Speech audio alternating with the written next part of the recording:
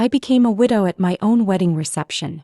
Not because anyone died, but because I killed my marriage with one microphone and 150 witnesses. And I'd do it again. Alright then, let's go. My name is Mia McKinley and I'm 28 years old. What I'm about to tell you will make your blood boil, but I need to get this off my chest because people keep asking me if I regret what I did at my wedding. Spoiler alert, I don't regret a damn thing. It was supposed to be the happiest day of my life. Elijah and I had been together for 3 years, and I thought I was marrying my soulmate. We'd spent months planning this elaborate ceremony at the grand ballroom downtown. Everything was perfect. The ivory silk dress that cost me 6 months of overtime, the flowers that matched my grandmother's wedding bouquet, the jazz quartet that had been playing together since the 70s. 150 people came to celebrate with us. My family flew in from 3 different states. My mother, Diane, had saved for 2 years to buy her emerald green dress, the one she kept showing everyone because she was so proud to be mother of the bride.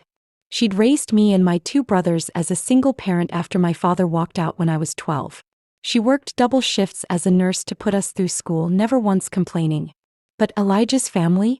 They'd been cold to my mother from day one. His sister Vanessa especially seemed to have this weird jealousy thing going on. She'd make little comments about my mother's accent, her job, even her clothes. I kept telling Elijah about it, but he'd just brush it off saying, "That's just how Vanessa is." Red flag number 1 that I stupidly ignored. The ceremony itself went beautifully.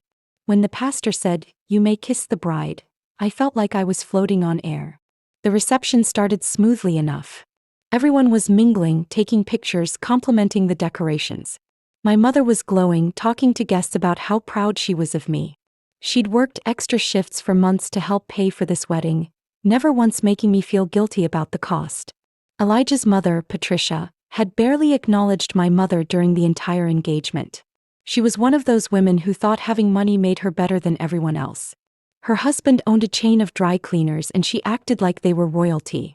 The few times our families got together, Patricia would make subtle digs about my mother being just a nurse, or comments about how different our backgrounds were.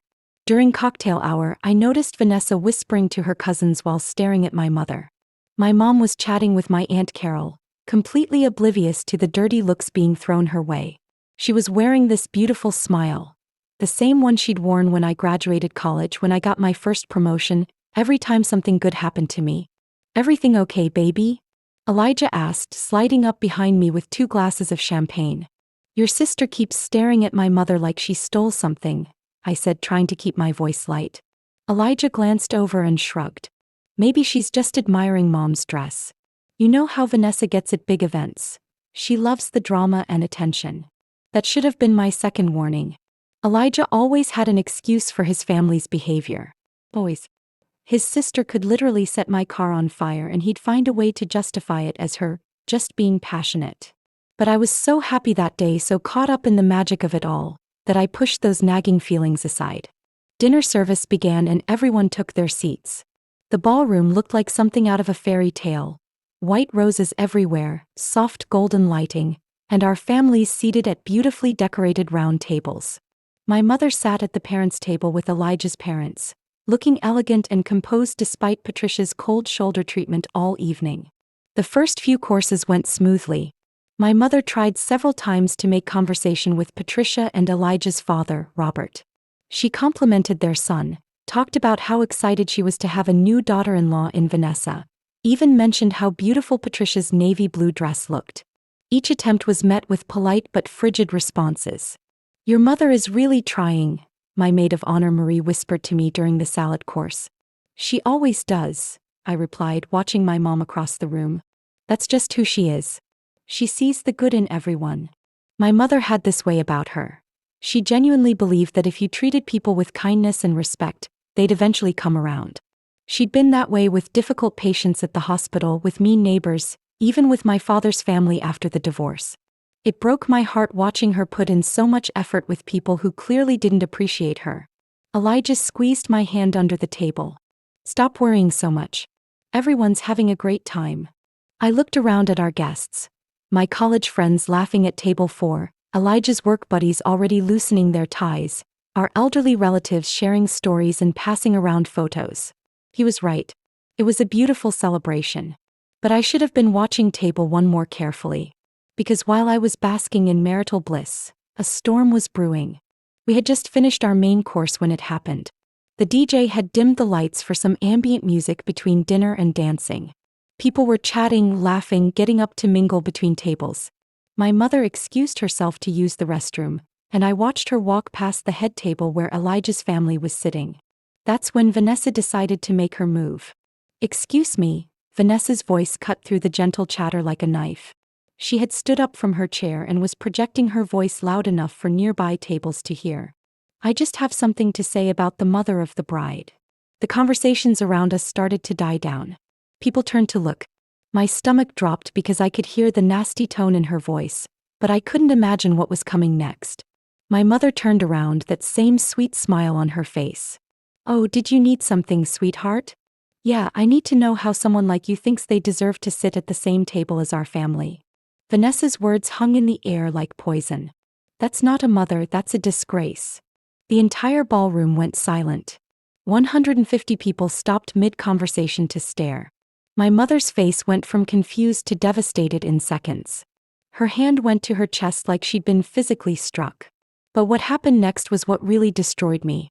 Elijah, my husband of exactly 4 hours, started laughing. Not just a nervous chuckle. A full-on laugh. And then he high-fived his sister. "Finally someone said it," he chuckled, raising his glass toward Vanessa. That's when my mother started crying. Right there in front of everyone. This woman who had worked herself to the bone for 28 years, who had sacrificed everything to give me a good life, who had never hurt anyone in her entire existence. She just crumbled. The silence in that ballroom was deafening. 150 people sat frozen, witnessing the most cruel, calculated attack on an innocent woman I'd ever seen. My mother stood there, tears streaming down her face, looking around the room like she was trying to understand what she had done wrong. But it was Elijah's reaction that shattered my heart into a million pieces. My husband, the man who had promised to love and honor me just hours earlier, was still chuckling like his sister had told the funniest joke in the world. "Elijah," Patricia hissed, finally realizing how bad this looked. "Sit down." But the damage was done. My mother locked eyes with me across the room, and I saw something die in her expression. The pride she'd worn all day, the joy, the excitement about gaining a new family, it all crumbled. She mouthed, "I'm sorry," to me. My mother apologized to me for existing, for being there, for breathing the same air as these monsters. That's when the flashbacks hit me like a freight train. Every snide comment Vanessa had made over the past 3 years. Every time Elijah dismissed my concerns. Every warning sign I had ignored because I was blinded by love and desperation to make it work. I remembered last Christmas when Vanessa had joked that my mother probably didn't even know how to use the good china.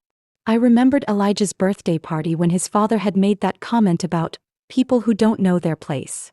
I remembered every single time my mother had bent over backwards to try to win their approval, only to be met with cold rejection. But this was different. This wasn't behind closed doors or whispered between family members. This was public humiliation of the most devastating kind. And my husband had participated. My husband had encouraged it. I felt something shift inside me. A rage so pure and righteous that it burned away every ounce of love I thought I had for Elijah. The DJ, sensing the tension but not understanding what was happening, started to announce the first dance. His voice crackled over the sound system. "Ladies and gentlemen, let's welcome Mr. and Mrs. Madison to the dance floor for their first dance as husband and wife." That's when I moved. I didn't think, I didn't plan, I just acted on pure instinct and fury. I walked straight to the DJ booth, my wedding dress trailing behind me like a war banner. "Can I have the microphone, please?" I asked him, my voice steady despite my shaking hands. He looked confused but handed it over. The spotlight found me, and suddenly all 150 pairs of eyes were focused on me instead of my still crying mother. "Good evening, everyone," I began, my voice carrying clearly through the speakers. "Thank you all for coming to celebrate what was supposed to be the happiest day of my life." Elijah started walking toward me, probably thinking I was going to make some sweet speech about love and family. His family looked nervous, finally realizing they might have gone too far. "But I think you all deserve to know exactly what kind of family I just married into." My voice got stronger with each word. A family that thinks it's acceptable to publicly humiliate a woman whose only crime was working 3 jobs to raise her children. A family that thinks cruelty is entertainment. The room was dead silent now.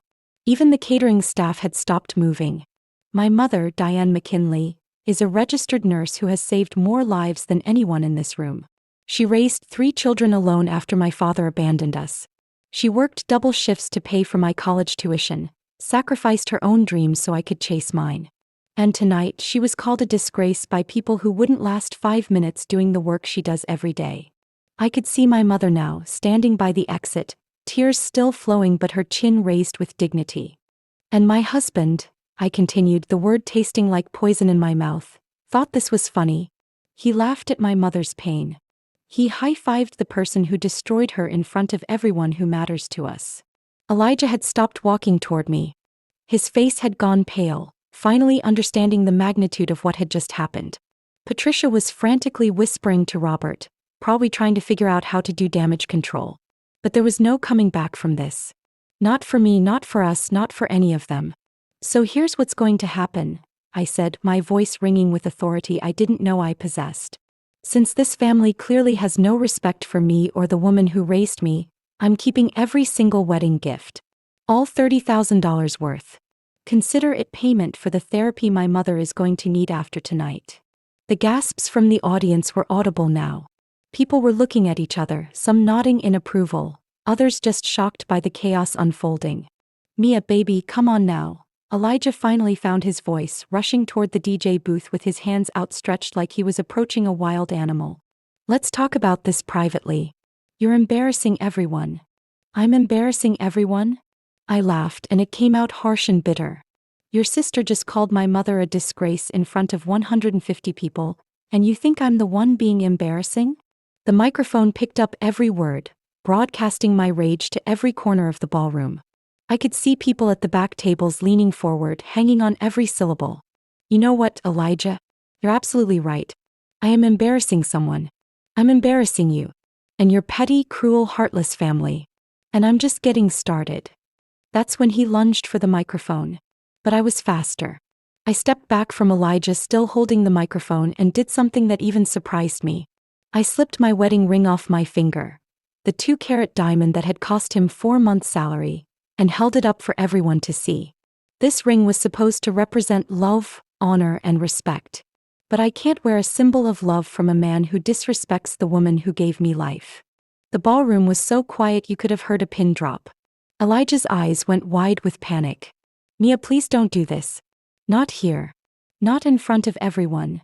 Why not here, Elijah? Your sister didn't seem to have a problem humiliating my family in front of everyone. You didn't have a problem laughing at my mother's expense in front of everyone. So why should I handle this privately? I could see my mother near the exit, flanked by my brothers who had rushed to her side. Even from across the room, I could see the pride mixing with the pain in her expression. She raised her hand to her heart and mouthed, "I love you," to me. That gesture gave me the final burst of strength I needed. Elijah Madison, I announced to the room, find someone else who will let you disrespect their mother. Because it sure as hell isn't going to be me. I threw the ring at his feet. It hit the marble floor with a sharp ping that echoed through the sound system. Elijah scrambled to pick it up, his face red with humiliation and shock. But I wasn't done yet. Oh, and Vanessa? I turned toward the head table where she sat looking absolutely mortified. The next time you want to call someone a disgrace, maybe look in the mirror first. Because a woman who attacks someone's mother at their own wedding? That's the real disgrace in this room. The crowd started murmuring now, and not in a shocked way. In an approving way. I could hear scattered, "That's right," and "Good for her" coming from different tables. What happened next was pure chaos. Patricia Madison shot up from her chair like she'd been launched from a cannon, her face purple with rage and embarrassment. "How dare you speak to my daughter like that, you ungrateful little..." "Ma'am," my Uncle Roderick's voice boomed from across the room as he stood up to his full 6'4" height. "I suggest you finish that sentence very carefully." Suddenly it wasn't just me against them anymore. My entire family was standing up, literally. My aunts, uncles, cousins, family friends who had driven hours to be here. They formed a protective wall around the ballroom and the shift in energy was palpable. Robert Madison grabbed his wife's arm. Patricia, we need to leave. Now. But Vanessa, apparently not having learned her lesson, decided to double down. This is ridiculous. She's acting like a complete psycho over a joke. That's when my cousin Denise, who had been quiet all evening, stood up and said in her courthouse stenographer voice, "A joke? You called that woman a disgrace at her daughter's wedding. If that's your idea of humor, I understand why your family has such a reputation around town." "What reputation?" Vanessa snapped back. "The one where everyone knows the Madisons think they're better than everybody else, but their dry cleaning business is about to go under because nobody wants to do business with people who treat others like garbage." I watched Elijah's face go from red to white. Apparently this was news to him too. The whispers around the room grew louder. People were connecting dots, sharing stories about their own experiences with this family. My mother-in-law was now frantically gathering her purse and shawl. "Robert, get the car. We're leaving immediately." But the damage was already done. 150 people had witnessed their true colors, and word travels fast in close-knit communities. What happened next was like watching dominoes fall. First, Elijah's parents rushed toward the exit, Patricia clutching her purse like it contained state secrets. Then Vanessa, realizing she had become public enemy number one, grabbed her boyfriend's arm and started pulling him toward the door. But it wasn't just them. One by one, Elijah's extended family members started gathering their things and heading for the exits. Aunts, uncles, cousins, family friends. They all couldn't handle the embarrassment of being associated with what had just happened. The beautiful thing was watching my family and friends' reactions. Instead of looking shocked or embarrassed, they looked proud. My Aunt Carol started clapping. Then my college roommate joined in. Within minutes, half the remaining guests were giving me a standing ovation. "That's my daughter," my mother called out, her voice strong now despite the tears still on her cheeks. "That's my baby girl." Elijah stood there in the middle of the dance floor, looking around frantically as his family members abandoned him one by one. The man who had been laughing 5 minutes earlier now looked like he was about to cry himself. "Mia, please. This is getting out of hand. Can we please just talk about this like adults?" Adults. I was still holding the microphone, so my response echoed through the room. Adults don't laugh when their spouse's parent is being humiliated. Adults don't high-five people for being cruel. You want to talk like adults? Here's some adult truth for you. I wouldn't take you back if you were the last man on earth. The remaining wedding guests, mostly my family and friends now, erupted in cheers.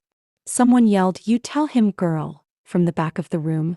By the time the catering staff started clearing tables, Elijah's entire family had fled the scene.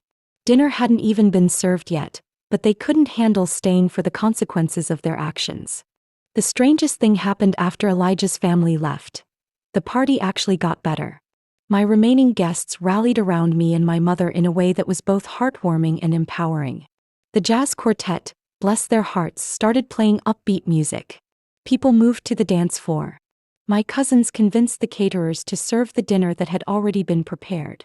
"Best wedding reception I've ever been to," my grandmother declared, raising her glass of champagne. "Finally got to see someone stand up for what's right."